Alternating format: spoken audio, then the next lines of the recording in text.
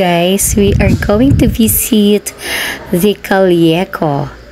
Mga milk tea ang nandito. Siyempre, tuwang-tuwa kasi libre. So, andito na kami. Mag-order na. Maganda yung place, maliit lang. Tsaka nga pala, malapit sa amin. Matagal na tong na-open, pero ngayon lang nagka-chance to be here. Maganda yung ambience nila. Maliit lang siya pero waging-wagi naman doon sa mga displays. Nakakaakit.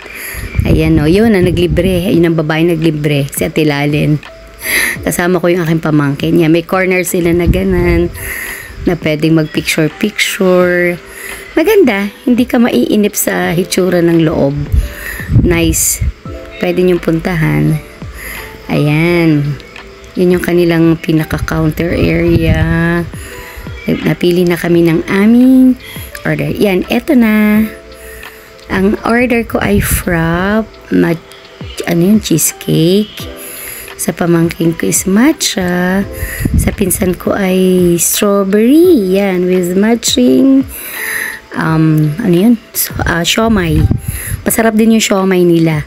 Waging-wagi. So, magugustuhan mo talaga. Yan na, yung picture. Siyempre, sinulit ko na yung picture, ano. Andito na eh. May pa-angel pa ang lola.